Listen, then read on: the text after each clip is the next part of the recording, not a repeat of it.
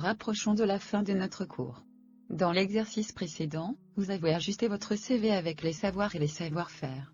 Nous allons maintenant finaliser les savoir-être, que l'on appelle également compétences comportementales, ou soft skills. Courant 2019, Pôle emploi a révélé les résultats d'une étude sur les attentes des employeurs. L'article présentant cette étude vous a été proposé pour consultation dans l'activité numéro 7.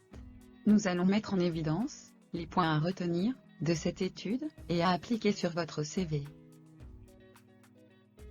Pour commencer, le point le plus important est que cette étude confirme que les compétences comportementales, que l'on nomme aussi savoir-être, sont une clé indispensable à l'embauche.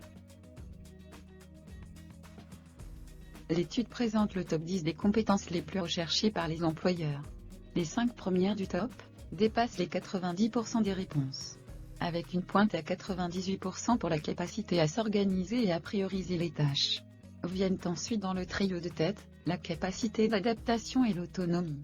Ensuite, la fiabilité et le travail en équipe complètent le top 5. Puis le tableau se complète avec le respect des règles, la capacité à apprendre, le sens de la relation client et l'initiative. Enfin, la gestion du stress au travail est proposée par seulement 62% des sondés. Retenez aussi que 57% des recruteurs observent en premier sur les CV reçus ces fameuses compétences comportementales. Il faudra donc bien les choisir et les mettre en évidence sur le CV. Enfin, il faut aussi retenir que les savoir-être recherchés varient en fonction des secteurs d'activité. Ainsi, la capacité à s'organiser et à prioriser les tâches est plus susceptible d'intéresser un employeur dans les secteurs de la gestion ou du commerce, alors que la capacité à travailler sous pression est plus recherchée dans les secteurs commerciaux ou de l'hôtellerie-restauration.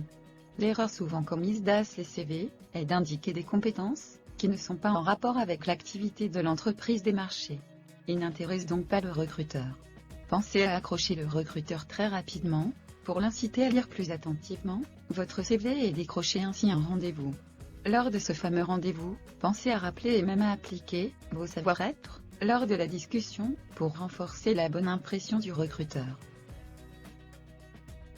Nous abordons maintenant le dernier exercice de notre cours. Je vous propose de reprendre la liste de tous les savoir-être que vous avez notés sur votre feuille et de retenir 2 ou 3 compétences essentielles et en rapport absolu avec l'activité que vous visez.